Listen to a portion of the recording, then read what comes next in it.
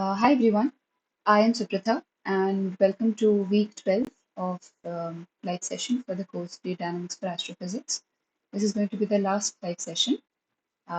Before we start with the revision of what was covered this week, I want to answer two non-physics questions that were asked last time. One is regarding the exam date. So the exam date is actually given on the website. It is 28th of April. All right. Um, and the second question was regarding whether you guys can get access to past previous year's exam question papers. So I did ask this to the relevant people, and it was said that so as a policy, we'll not share the previous year's exam papers, but the examination is going to be of the same pattern of the quizzes. So that's that. Um, so let's begin. Excuse me, ma'am. Yeah, yeah. What was the pattern for the previous year's exams? The as I said, the previous year's patterns as well as this year's pattern, whatever pattern is going to be for the exam, that's going to be the same as. Oh, did I say previous year? I actually meant quiz. Yeah, Sorry, no, I meant quiz. Sorry. no, yeah. Like, what was the pattern of the previous? You said the previous year's pattern is what the pattern that they are going to follow this time too. I did not say that. I just said that they will not release previous year's question papers. I don't know what the previous year's question papers, what the format was, Okay, but they are not going to release it. This year, the format is going to be that of the quiz that you attend every week. okay, Okay, so it's going to be multiple choice questions. okay. All right. Uh, okay, so let's start with the revision. So this week, what we covered was magnetic reconnection, which is nothing but the cutting and pasting of magnetic field lines. Now, what would be the cutting and pasting of magnetic field lines? So let's say you have magnetic field lines which are being stressed, so they are approaching each other. Uh, what this results in is an increase of the magnetic field configuration. So they are no longer in their minimum energy configuration as a result of the stress and then being pushed towards each other. Uh, what happens in such situations is that they would prefer to reconfigure, and the magnetic field lines get cut from here and here. And this field line would get pasted to this one, resulting in this magnetic field line, and this field line would get pasted to this one, resulting in such a magnetic field configuration. Okay, uh, this is the cutting and pasting, and this is the magnetic reconnection. This reconfiguration can only occur in non-ideal MHD. This cannot occur when you have infinite conductivity, when you have ideal MHD situation. Why is that? Because when you have ideal MHD, you have flux freezing as rule. Flux freezing arose from, to prove flux freezing, if you remember, we used induction equation, and that was a result of ideal MHD. Okay, so when you have infinite conductivity, flux freezing, flux conservation will forbid you from this cutting and pasting of magnetic field lines, because what do you have when you're cutting and pasting these field lines? You have a violation of magnetic flux. Okay, and this is not allowed in ideal MHD. So you need non-ideal MHD situations, which means finite resistivity. You can't have infinite conductivity. You can't have ideal MHD situations. All right. And why is this of interest to astrophysicists? Because this allows you to have a source for heating of the plasma, right? So when this magnetic field reconfiguration takes place, the magnetic field, what it does is it releases a huge amount of energy that gets converted to heating of the plasma, right? That allows you to explain really energetic phenomena, let's say, which, as was mentioned in the lectures, let's say solar flares or coronal mass ejections, right? That's why this process is of interest. um, yeah, and it was also discussed that this is related to the fact that you have magnetic field twisting, right? So where would a scenario where the magnetic field is being stressed arise? Let's say you have, let's take the sun as an example, and you have magnetic field lines on the solar surface, right? So let's say you have the surface of the sun, and sun has differential rotation. which means that the rotation periods over here at the equator and towards the poles are not the same. And let's say you have a magnetic field line like this. One is at the point very nearer to the poles and one is nearer to the equator. As a result of differential rotation, this magnetic this configuration due to flux freezing, this magnetic configuration, the speed line will move with the plasma because it's frozen in the flux chamber. Because um, we are still working with, you know, we're still working with we're still working with ideal imagery. It's only near the reconnection region that we have violation of ideal imagery situation. So as a result of this, this magnetic field line will get twisted, right? And this twist, what it will do is, so the magnetic field starts out in a potential configuration, in a minimum energy configuration, but due to other factors, for example, in the case of sun, due to differential rotation, there's a stress introduced, and this changes the configuration. It introduces stress. And what's a good way to release this stress? Magnetic reconnection. And how is the what is the energy released into? Into heating of the plasma. Okay. All right. So so let's say this is just to study the study magnetic reconnection. All right. So let's say you start out with magnetic fields oppositely directed to each other because that is what we was looking at over here. And you have this very thin region which is shaded in green, which is the region of transition, which will ultimately become the region of reconnection, where the cutting and pasting takes place. Okay, so what do you think of this green line as? You think of this as a current sheet, a sheet which is directed into the plane of the paper, and the current flows through this sheet into the plane of the paper, and you think of this current as generating this this magnetic field. If you think about it, if you use your right hand rule, you will see that such a current configuration will indeed generate a magnetic field which is directed along this direction on top and along this direction on the bottom. Okay. Now, why is this even relevant? Why would you need to think of a sheet carrying current? Because it's just a proxy for the region of reconnection, right? So the thickness of the reconnection, let's say, will give you the thickness of the thickness of the current sheet. Let's say give you the thickness of the reconnection region. The length scales of this current sheet, the width of this current sheet will give you the width of the reconnection region. And these length scale will become important later on to figure out the inflow, the outflow of these magnetic field lines, or rather the reconnection rate, and yeah, basically the reconnection rate later on.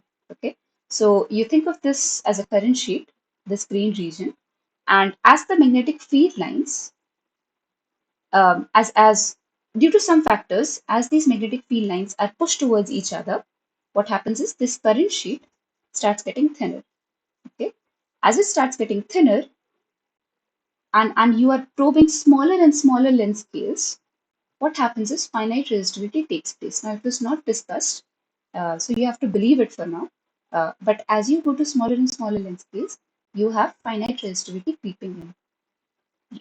Understand also that as you go to these very small length scales, because reconnection does take place over thickness that is really, really small. You're no longer working in the fluid approximation.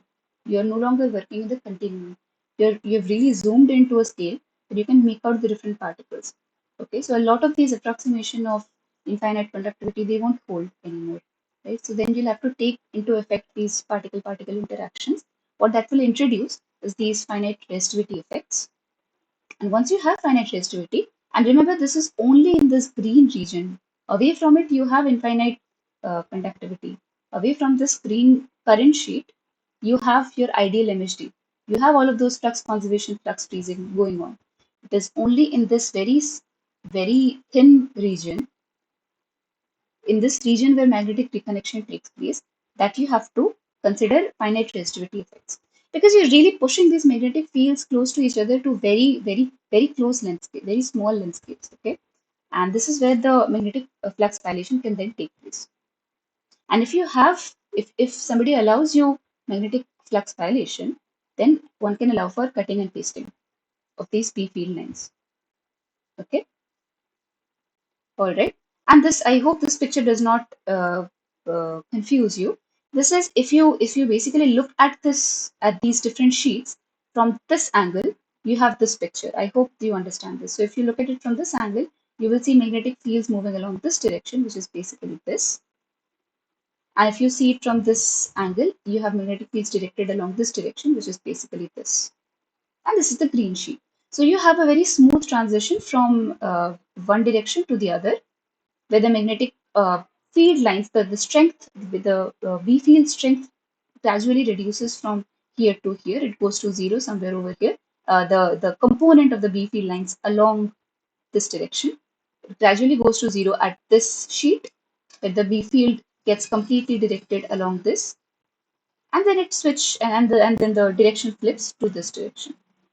I hope it was clear. I hope this figure did not confuse you. And this is the current sheet that uh, is Is this a showing. 90-degree rotated picture? Absolutely. If you look at these sheets from this angle, you will have this. It is as if you're looking at this stack of sheets from this angle. Okay. Yeah. So, all right. Uh, yeah. So once you have allowed for finite resistivity, once you have moved away from ideal approximation, ideal energy approximation, then you can have magnetic flux violation. And what does that mean? That means you have a finite resistivity and you can have annihilation going on. You can have magnetic field lines annihilation going on. And we have already looked at the modification of induction equation. Induction equation was, remember, was just del V del T given by the curl of, I think, V cross P, if I'm not too wrong. Um, this was the induction term. In the presence of finite resistivity, you forget about the induction term because now you just want to focus on the annihilation part. You want to look at the equation that determines the rate of annihilation of magnetic field. And so you will, if you remember, this was the term. This was the term that gives you the annihilation uh, rate. Okay. All right. Now it is indeed true that flux violation tells you that you have magnetic field annihilation. Okay. But how are the magnetic field lines annihilated? They are not annihilated arbitrarily. They are annihilated at a certain rate. And that rate is demanded by demanding steady state. What does steady state do? It tells you that the rate at which magnetic field will be annihilated is the same rate of the inflowing B. So you're pushing these B field lines together. So there's an inflow of magnetic field lines. The rate at which these magnetic field lines flow in is the same rate of their annihilation. This is obtained by demanding steady state. Okay. So the left hand side will just be given by this. The right hand side will be given by what? It's basically the rate of B field flowing in. And if the magnetic field lines, which are basically given by this is prior to reconnection. This is where they are being pushed towards each other with a velocity what? With a velocity Vi. Hmm?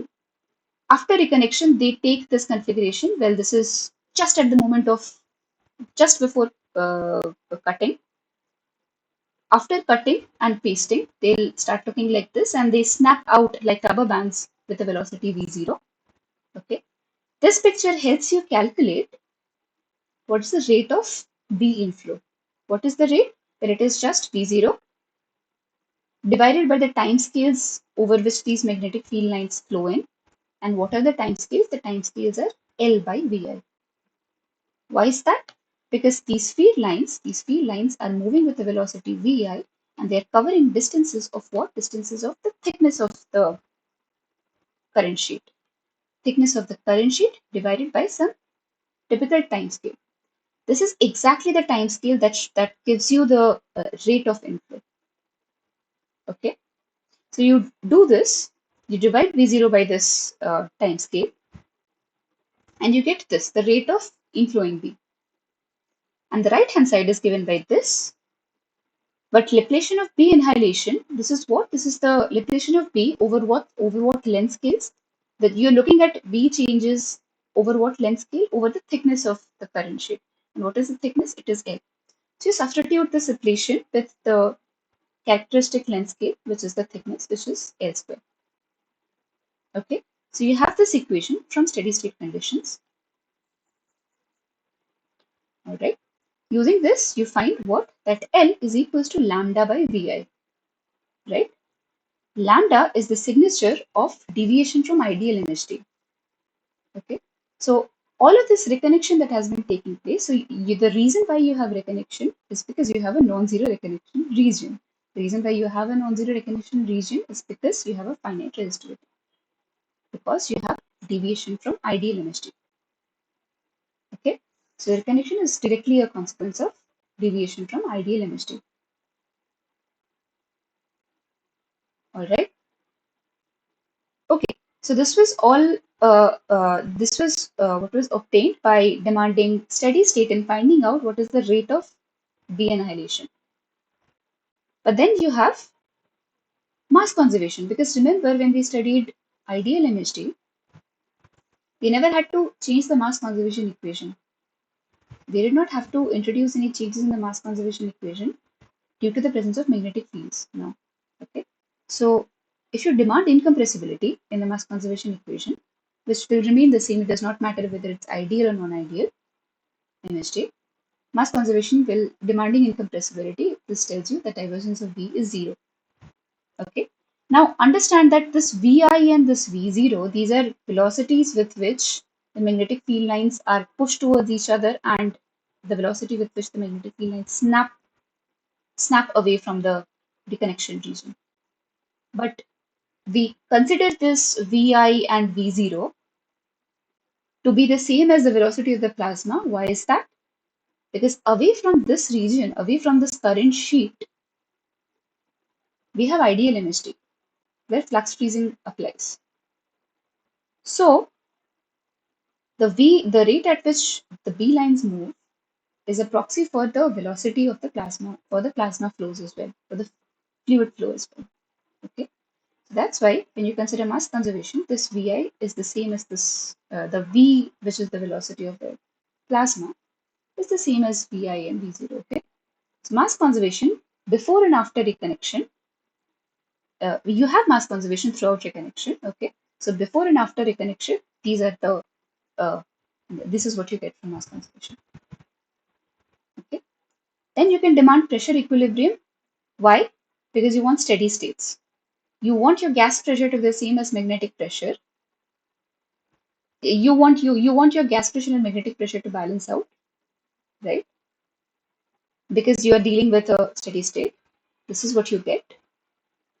And momentum conservation integration will give you, so integrating momentum conservation will give you relations of energies. This is how you relate the kinetic energy to the pressure difference. So from these three equations, what one can get is the outflow velocity V0, the velocity with which the magnetic fields will snap away, and the inflow velocity. So we use this equation to write V0 square as 2 by rho. We just take this to the right hand side times the pressure difference.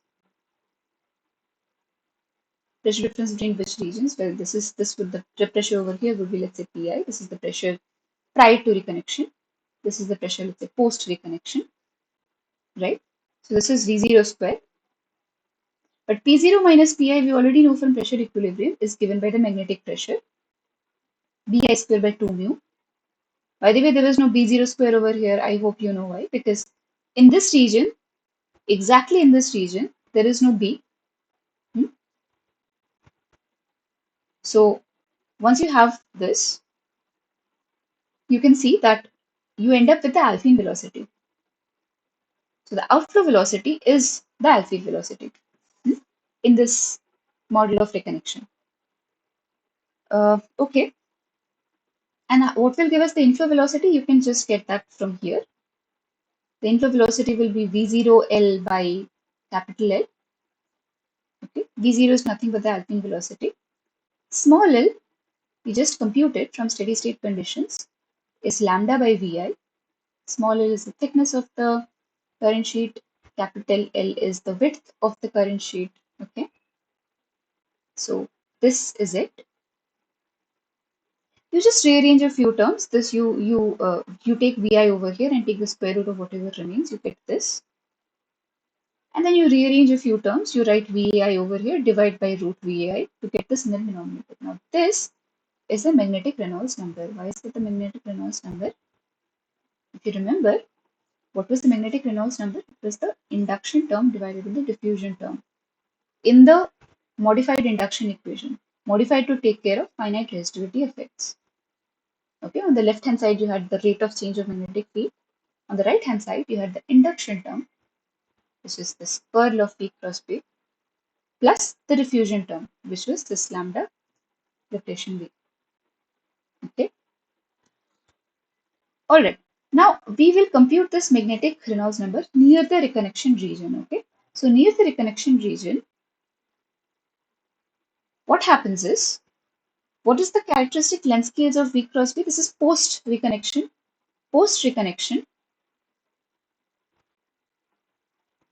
what are the length scales over which V will vary? This characteristic length scale, capital L.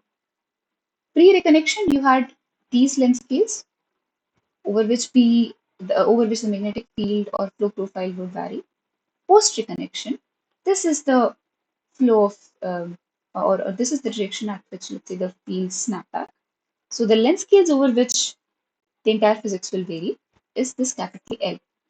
Okay, so this is the relevant length scale, which is what, which gives you what, this curl of V cross B will tell you that this is V0 B0 by L, right? So this is the numerator. The denominator is simply lambda B0 by L square. And we just computed the outflow velocity was the alpine velocity. So this entire term computes to VL by lambda, which is exactly this. Well, root over of this. Okay. All right. So you see that higher the resistivity, higher the resistive effects creeping in when you are going to smaller and smaller length scales, when you're considering really thin current sheets, the higher the resistivity, the greater the departure from ideal MHD and the larger the reconnection rate. Okay. This also tells you that you cannot annihilate magnetic fields as arbitrarily as you want. They have to take care of, first of all, mass conservation.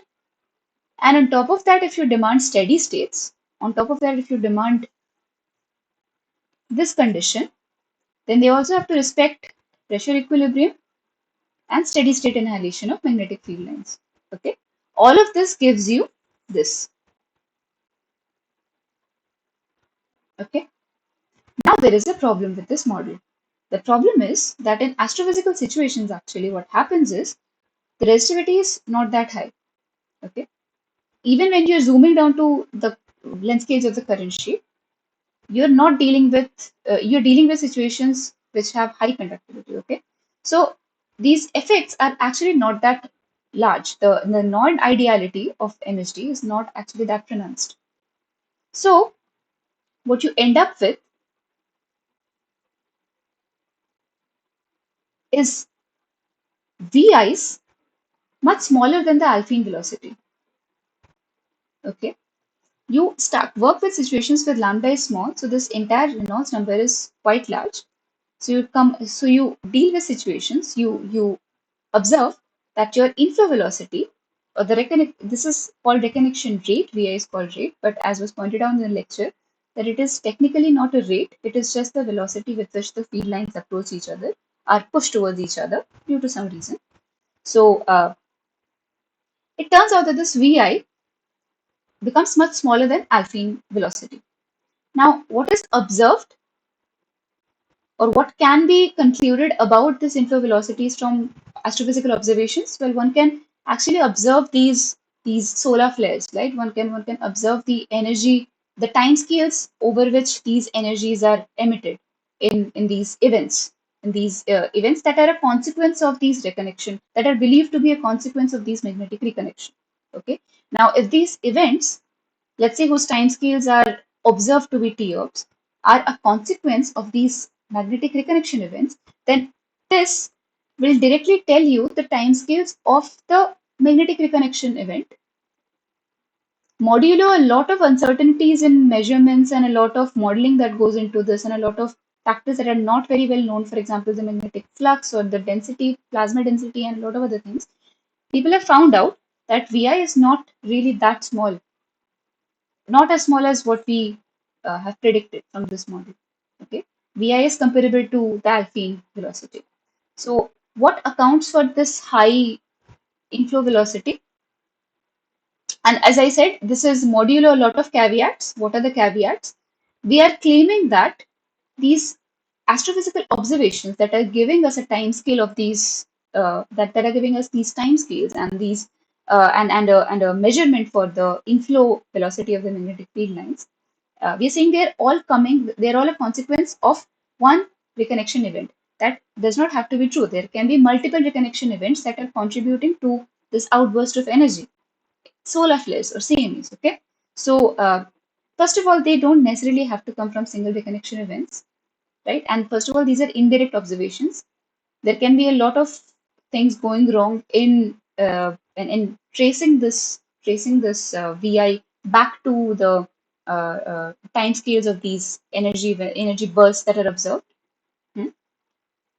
Uh, and there are uncertainties, of course. You don't know a lot of the parameters that are involved, let's say plasma densities and so on. And then we must also remember that we are still working in the fluid continuum. We are always working with with all of these equations, with all of the terms we're substituting in these parameters. We are still in the fluid continuum, fluid picture. But one must understand that the thickness of the current sheet is so small. We are zooming into such small length scales that the fluid picture does not actually hold. We are moving to particle picture. Okay, so then the kinetic microphysics does matter. When we are zooming into such small length scales, one has to take care of the particle motion over there. Okay, and that can introduce some changes. We have not done that over here. Modulo these caveats, one would still like to work with the existing model, introduce some changes, and see if one can make it work. Because, of course, one is quite helpless in these scenarios because it's almost impossible to, I wouldn't say impossible, it's very difficult to take care of these caveats. Okay, so what is one possible resolution? You come up with a different reconnection model that and how is this one different from the previous Sweet Parker model that we were working with? It just deals with a different geometry of recognition region. It tells you that the reconnection does not necessarily happen over such large length scales. The width of the current sheet is not necessarily capital L, a macroscopic length scale, but it can be some L star. There is some modification done to this to the Sweet Parker model to get this reconnection model that tells you that reconnection occurs over a smaller region. It's no longer some macroscopic length scale capital L, it's let's say some L star. Then the mass conservation equation changes to what? It was previously L by capital L V0. Now it turns into L by L star V0, V0 being the Alpine velocity. Okay. So what this tells you is if L star, the approaching L, or rather the if the width of the current sheet were approaching the thickness of the current sheet, right? So the smaller the region over which the reconnection occurs, the closer Vi gets, the closer the inflow velocity gets to Alpine velocity. Okay.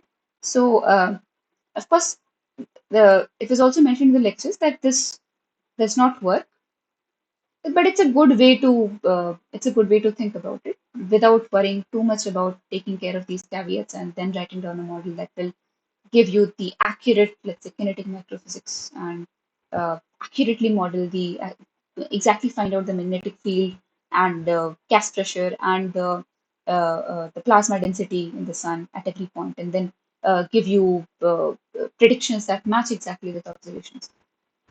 Okay, so it could just be that the reconnection occurs over a smaller region, The width of the current sheet is small, and that gives you a reconnection rate much closer to the Alpine velocity. Once again, these are called rates, but these are really velocities. The rates will be given by, if you were to divide this by length scale over which the reconnection occurs, that will give you 1 by t and that's what the rate would be, the rate at which this entire process takes place. Okay, all right. Uh, so actually, not a lot to cover in this lecture because most of these this week's lectures were really pretty animations and actual satellite uh, images, videos gathered together, and um, so I hope you guys have gone through the lectures because these were some really pretty animations. And of course, that's not what I work in, but these were very fascinating to look at even for me. Um, okay, so then we come to the interesting part that I will not be showing over here. One can always go back to the website and rewatch those animations. Then we come to the astrophysical applications of reconnection, and a lot of videos were shown where the photosphere of the sun was blocked out by an occulter, and it was shown how the flare events look like. Hmm? And of course, reconnection is just to restate the reason why people are interested in reconnection is because of the energy, massive energies that are released in these events, and that can explain the extremely highly energetic solar flare events, or there are flare events in AGNs as well. There are and the CMEs that follow solar flares and so on. Okay, uh, and the energetic particles that and the particles that are accelerated that are later also detected as ionization streaks in the detectors. These are let's say accelerated by the electric fields that are generated in this reconnection region. Why are electric fields generated? Well, because now you now have finite conductivity, and so now you're allowed to have non-zero electric field. You don't need to have exactly zero electric field as a consequence of infinite conductivity. Okay.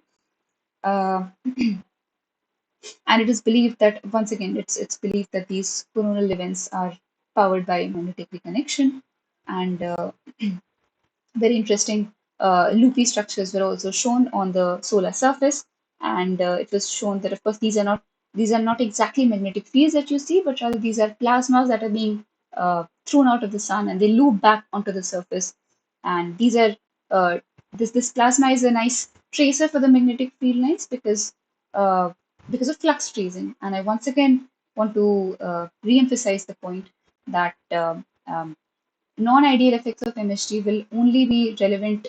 Will be relevant in the reconnection region. That's what makes reconnection possible. That's what makes reconnection happen. But away from this reconnection region, you do have ideal energy approximations that give you flux freezing and so on. And so, plus the flow of plasma that you see in these loopy structures is a good trace for magnetic field lines.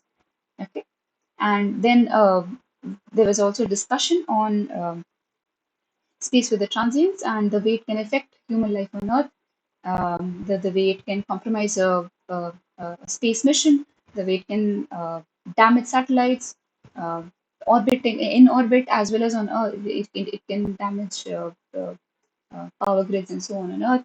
So it's important that we study these things. It's important that people dedicate time to space weather because the human life on Earth will be severely affected. There'll be a lot of damage done to goods, and it's good to keep these phenomena under study. Of course, we will be helpless if a CME would be thrown towards us if a flare were approaching us, but it would be good to predict one and let's say power down stuff until the flare passes away and so on. So that's why it's an important research area. And that concludes all that I wanted to say about this week's lectures. If you guys have any questions, you can ask. I'll probably not be able to answer it because this is well beyond my field of study, but I'll tell you what I've understood. Just one small thing. I don't know whether it is a relevant question or not. The thing is that, like, in the this thing in the space weather transient slide in the lectures, what the professor said is that, like, in the last point, he mentioned that in the 19th century something happened, something Carrington's incident or something like that. Yeah, So yeah, yeah. Hmm. at that time, was it possible to actually say with certainty that it was caused by solar phenomena only? Yeah, Because, yeah, yeah, yeah. Mm-hmm.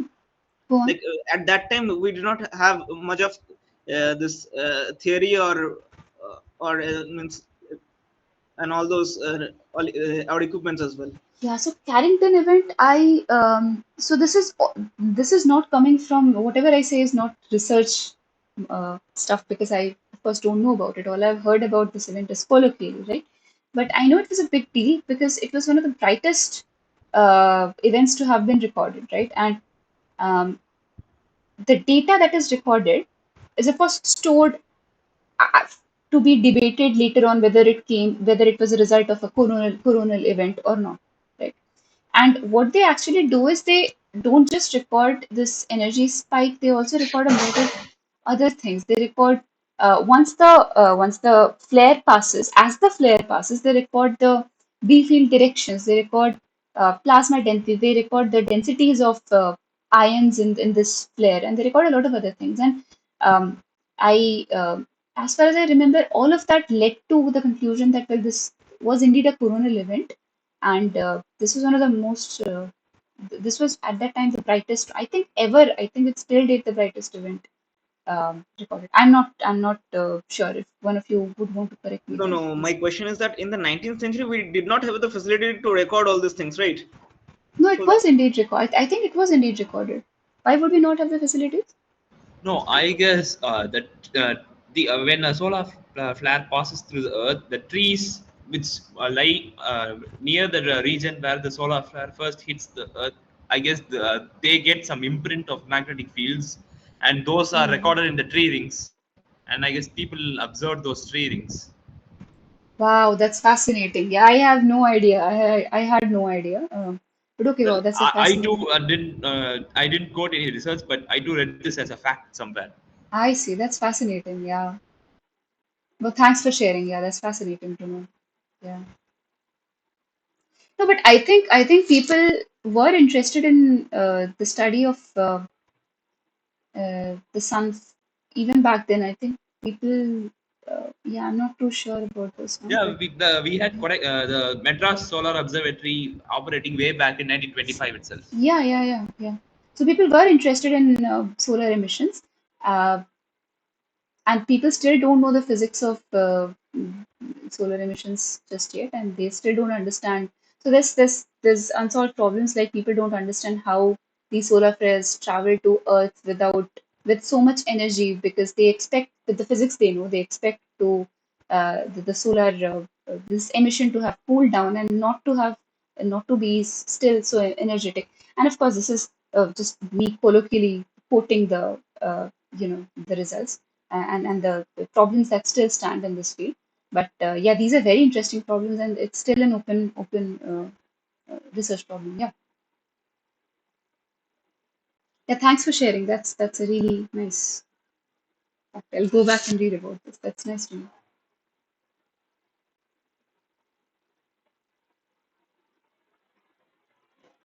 Okay. Any more discussions? Would anybody like to share anything else? Uh, uh, I forgot what you said initially. Like, did you say the pattern of the exam will be similar to the quiz that we attended? Yes, the pattern will be the pattern. Uh, I would even go on to say the difficulty level would be the same as the ones you attend for quiz. It will be multiple choice question. Multiple options can be correct. No, but which quiz are you talking about? The The assignments? usual quiz the assignment quiz, the Yeah. usual quiz Okay. you take every week. Yeah, Okay. So yeah, the yeah. questions will be of the same type. Same type, yeah, same difficulty level, same conceptual questions, maybe a few a few questions where you have to calculate a few things. Difficulty wise, also, it's going to be the same. Okay. Will it be for 3 hours or two, 1.5 hours or something like that? So these details are, I think, given in the. So you guys must have received a mail um, on whether your exam is computer based or offline. Is it not mentioned there? It's just mentioned whether it's computer based or offline. I don't think it's mentioned there. The time of the exam is mentioned there. Okay. Can you do me a favor? Can you post this question on the Google groups? Because then I can forward this to I can forward this as a student query to the Okay, so relevant I'll department. also add one more question to this, like the time of the exam and the number of questions that we'll be getting. Okay. Yeah, sure. Then I can forward this and I'll let you know what they say. Okay. Okay. Cool. All right, then we can move on to the assignment problems if there's nothing else. Okay, once again, very easy assignment problems this week as well. So we have to choose the correct statements. Magnetic reconnection is usually associated with plasma heating. Magnetic field topology is unchanged by magnetic reconnection. Magnetic reconnection does not have any relation with plasma heating. Magnetic reconnection is associated with changes in the magnetic topology. A and D. A and D. okay. So B would be sorry. And now I'm confused. Magnetic field topology is unchanged by magnetic reconnection. That is uh, so B is indeed not true because you have magnetic reconnection associated with the changes in topology.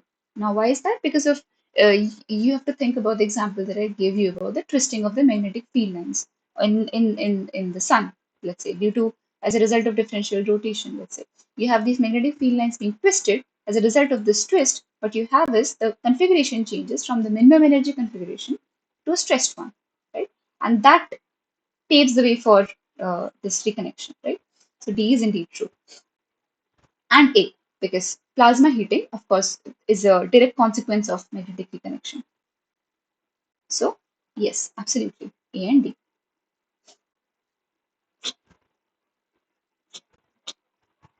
B is not true because it's not true that the magnetic reconnection does indeed happen because of uh, it's a consequence of the magnetic field topology changing. We have twisting of PP lines and so on. All right. So I hope this is clear. Okay.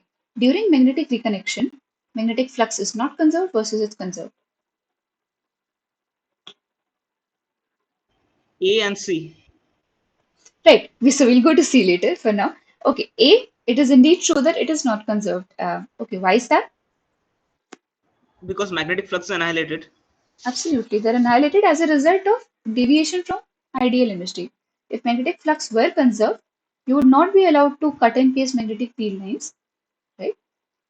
The cutting and pasting is allowed, the reconnection is allowed because you have magnetic flux not being conserved, because you have deviation from ideal chemistry. Okay, so A is indeed correct. Okay, there will be a finite electric field at the X point. The X point over here, it's called the null point or the point at which the cutting and pasting. Think of the X point as the point at which the cutting and pasting of the B field lines is taking place. So will there be a finite electric field? Yes, there will Yes. be. Absolutely. The reason being that you have J equals sigma E. The sigma is a tensor. Now, if sigma were infinite, E had to be 0 for a finite J, right? If the conductivity is now not infinite, E can have a non-zero value. So of course, there will be a finite electric field at the reconnection point where you have deviation from ideal chemistry and hence finite conductivity. Okay. All right. The width of the current sheet is proportional to the inflow speed. I have a doubt about that. The width of the current sheet from the mass conservation, from the mass conservation equation, you can see that the width of the current sheet is proportional to the ratio between the inflow velocity and the snapping velocity of the reconfigured magnetic field Absolutely. lensing. So, Absolutely. does it mean that it's not directly proportional to the inflow velocity, but rather to the ratio of the two velocities? To the ratio of the two velocities. Okay, let's find out what you're talking about. So here goes the answer. Okay, so could you please repeat your question once? Maybe I misunderstood something. No, like in the options it's mentioned it's proportional to the inflow velocity alone, but Yeah. rather it's, I guess it's proportional to both the ratio of the two velocities. Yeah, but for now, just focus on the dependence on VI. It is indeed true that it can have other dependencies. It can have dependencies on the on the thickness of the sheet as well. Okay, but but just look at this equation. Oh, so we are in that presently treating VO as constant. We are treating VU as we are currently just concerned about the variation with VI. Okay. So By the V. way, width does not actually mean this L. Okay, width would actually mean this capital L. Yeah. Okay. Yeah. Okay. So when you're asked whether, so the question could have also been, what does the width depend on? Does it depend on, let's say, the thickness and so on? So if this does not have any other VI dependencies or V0 dependencies, then you would start to think, okay, what is the dependence of L on VI? Okay.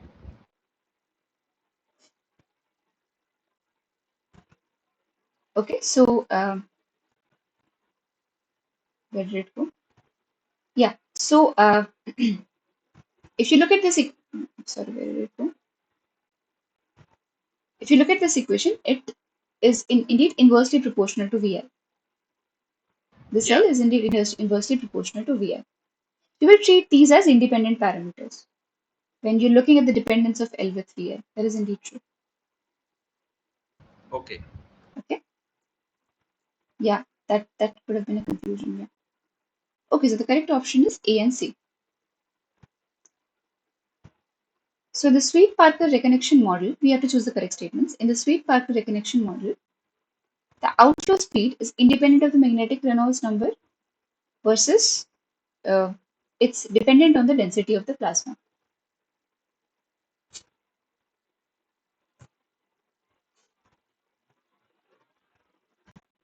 So what is the outflow speed? Let's look at the outflow speed. It is just the alpine velocity. Okay. So is this independent of the magnetic Reynolds number? No, because there is this square root of magnetic Reynolds number in the denominator. Oh, that's in the inflow velocity. That is the inflow velocity. Okay. Yeah. V0 is the outflow velocity, right? Okay. The outflow velocity being, I hope it's clear that the distinction between V0 and Vi is clear, I hope.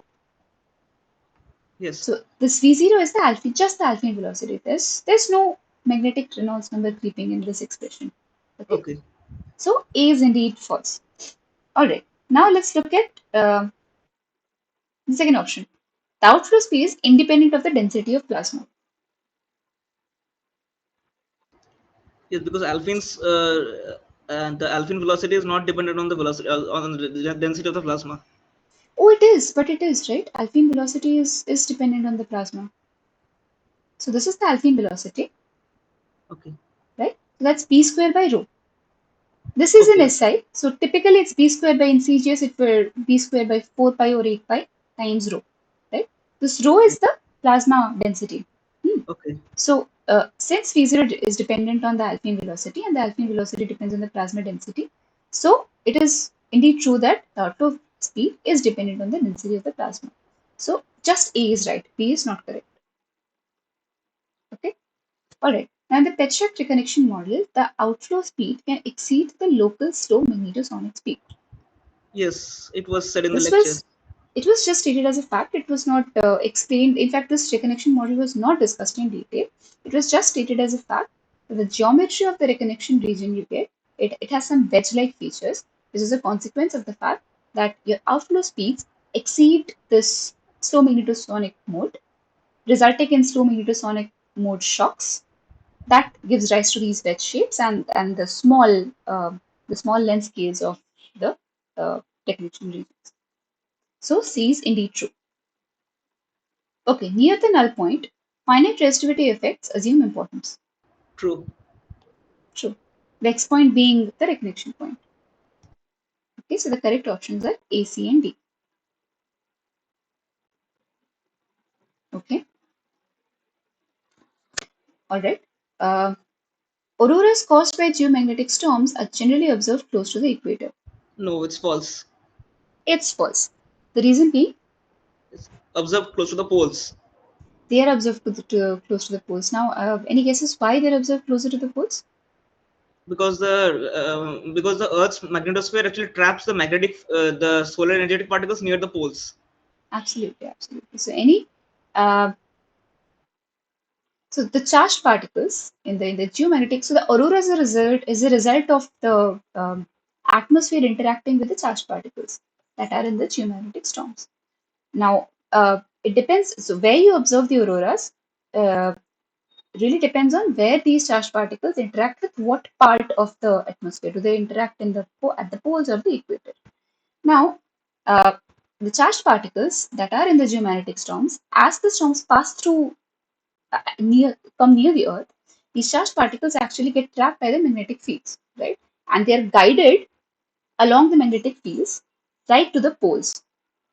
And when they approach the atmosphere, this is where they can approach the atmosphere, right? Because the Earth's magnetic field extends well beyond atmosphere, right?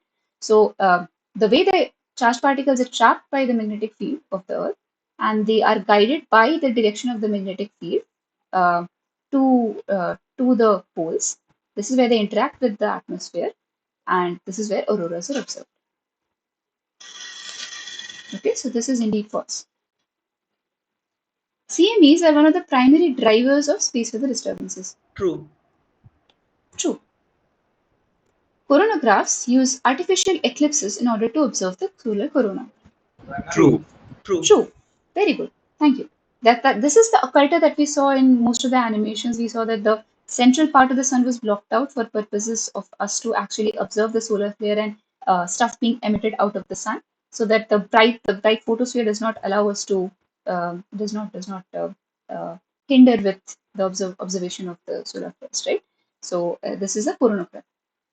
Okay. Flares are another name for CMEs. False. False. Absolutely. Flares are distinct from CMEs.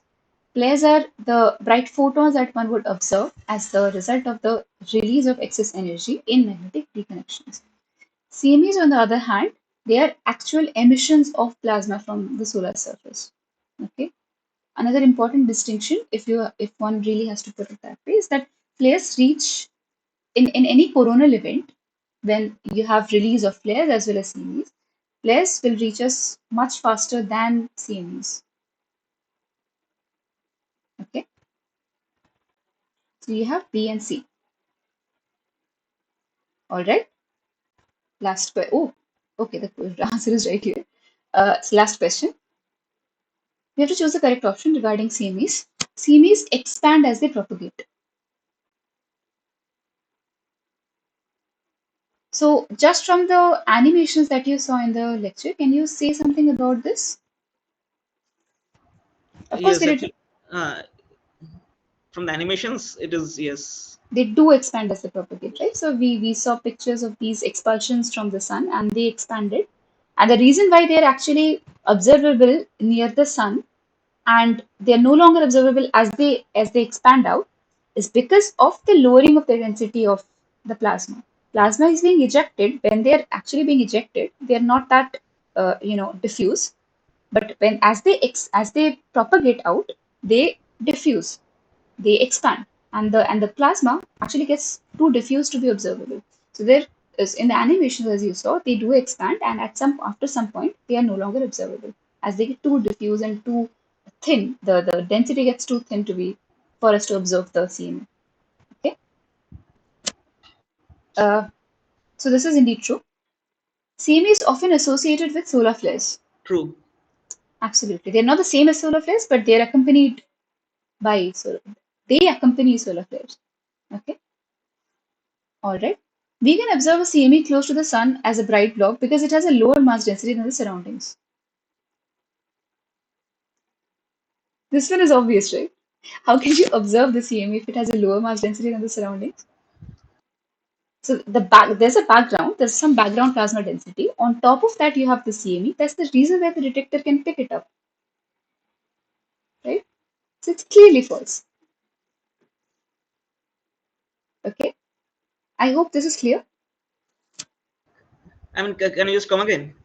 Okay, so the surroundings have some. So when I'm referring to the surroundings, I'm still near the corona. The corona of the sun will extend to a few tens of solar radii, right? So that has some mass density. That has some plasma density. Okay, the corona has some plasma density. That's the background. On top of the background, you have the CME.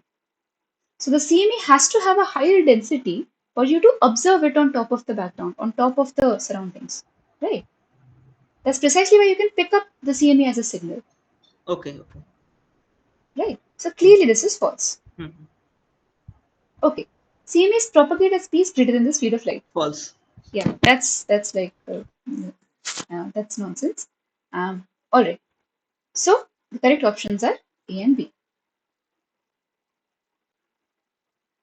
All right. Any questions?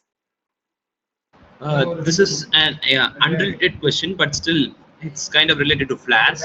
When we observe blazars, Yeah. see we see that they exhibit periodic kind of flaring activity, right? So, Okay. do you think it is caused by like blazars are actually radio galaxies Yeah, whose yeah. jet, The jets lie who's along the line of sight? yeah, So, yeah. in Hmm. that case, do you think the magnetic reconnection occurs along the jet path? So the flares are believed, even from active galactic nuclei, the flares are believed to be a result of reconnection events. That is true. And in the cases Like where, magnetic reconnection is one of the possible ways this flares could be taking place. okay, could the reconfigured magnetic field lines induce shock kind of things in the jet medium?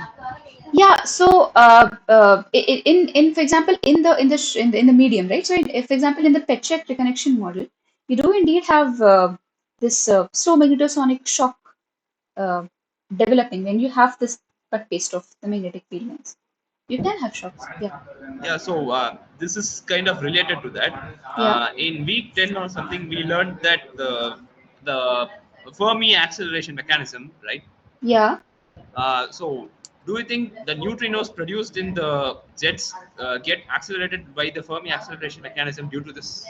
This is actually a good question. So, um, first of all, the Blazar jets, the composition of Blazar jets was not very clear until people actually detected a neutrino. People think they have detected a neutrino from one of the Blazars. Uh, so, neutrinos and Blazar jets, I think, mm, yeah, I think one can say that. Yeah. No, like the acceleration of the neutrinos is due to the shocks generated by the uh, reconnection. See, to be very honest, I have no idea what powers. I can't answer that. I can't possibly answer that question because my knowledge about the where exactly the acceleration of these particles comes from, it's very limited, and it's an active area of research. But uh, I am not sure whether so these particles, neutrinos. I'm not sure what is the spectra of neutrinos because there has only been observed. Um uh, I'm not sure whether people have model spectra of these particles in these jets.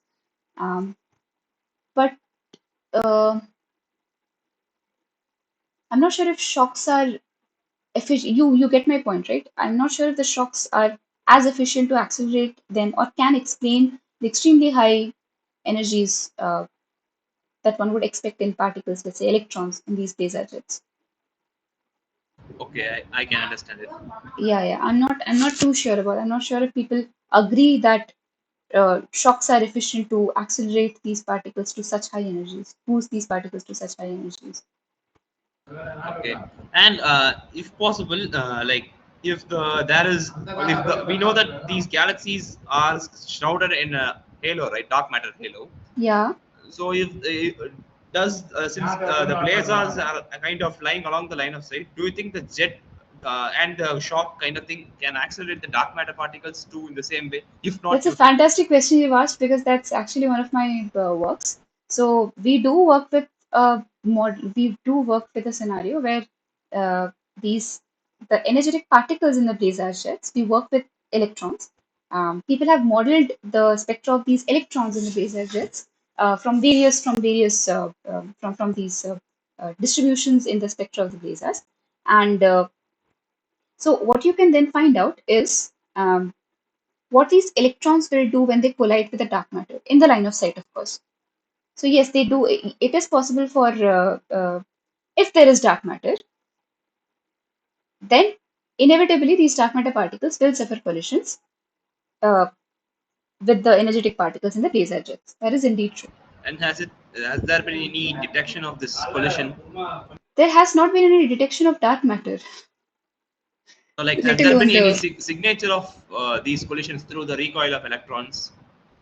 No, so it is very, first of all, if you're talking about recoil of electrons, it's very difficult because um what one would typically want to find out is what one would typically want to detect is the dark matter, first of all, because one, now we're talking about the effect of these energetic particles in the laser jets on these dark matter particles, right?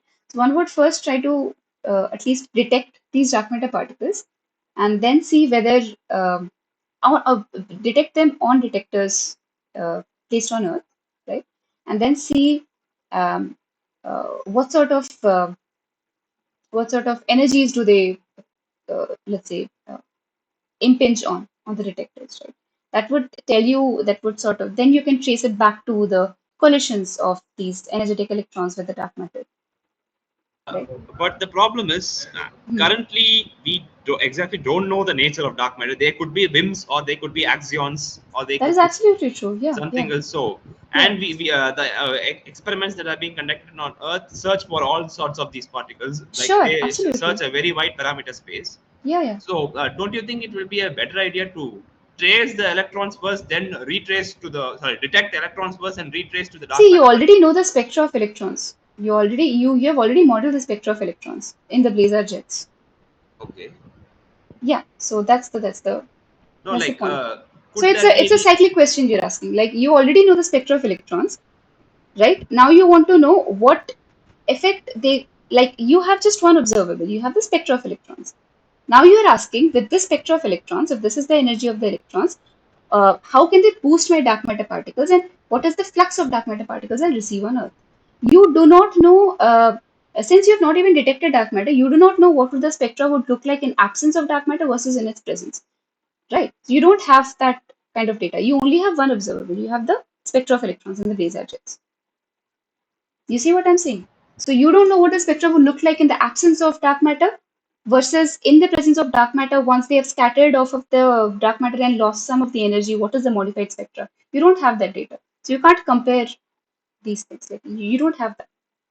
You just have the spectra. Okay, so how do you suggest we do this detection, Of what? the dark matter itself? Like, So you said you worked on it, so do you have any? yeah. So that takes us off topic. But typically, what we want to do is we have hints of dark matter from other things. We have indirect observations, right? But you can't call it a discovery unless you have directly detected it in a detector on Earth. That's what people have tried to do. But and some results have some people have claimed that okay, there is, with some confidence, we are seeing an excess in some recoil window, but those claims have gone away with better signal, with better background uh, modeling and so on. So the thing what that we want to do is we uh, treat the dark matter as, let's say, a fermion or something, and then we study its interactions with detectors on Earth, and we model a recoil uh, rate in different recoil energy windows. Hmm. And then, since we have not detected dark matter yet, we can rule out interaction cross sections, because the recoil rates will depend, the rate at which these interactions happen, they depend on, let's say, interaction cross section. So we have not really detected dark matter. What we have done is we have placed exclusion bounds on the interaction cross section of dark matter with standard model particles. Okay, I can understand this. Yeah, yeah, yeah.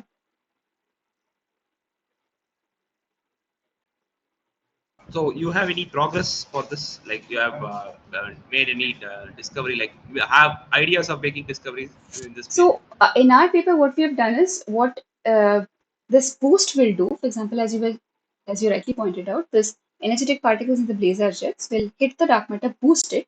What that will allow you to do is light dark matter particles, which were, let's say, unboosted. Um, then they impinge on detector. The detector has some threshold, right? So if the dark matter impinges on the detector with an energy below the threshold, it will not be detected, right? But if you now boost it, then it can be detectable, right? So previously in the unboosted scenario, before this energetic particles in the blazar jets could interact with these dark matter particles and boost them, very light dark matter particles, whatever energy they impinge with, just because of their very small masses, they could not. It's expected that they will not impinge with energies above threshold. But now, if you boost this dark matter flux, right, then if the dark matter has a very small mass, even then it will be detectable in the detector. So that allows us to probe the light dark matter parameter space as well. But of course, that has not been detected. So what we have done is we have placed exclusion limits in the light dark matter region as well. Okay. Yeah.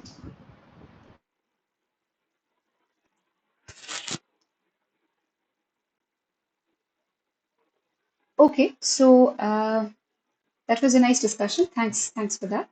Um, any more questions? Actually, just a small diversion. That is like in the I have searched for your publications in the thing in the Google Scholar or something like that. I don't remember the exact source. There was a paper titled a very interesting title was there, "Pushing Through the Darkness" or something like that. Was it written by you?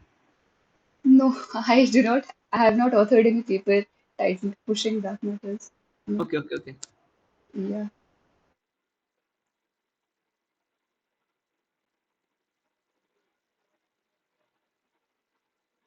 Okay. So if that's that, then you guys are free to leave. I've talked about what I wanted to talk about. Best of luck for the exam, and thanks for joining in. And I'll stop the recording now. Okay. Thank you for the session.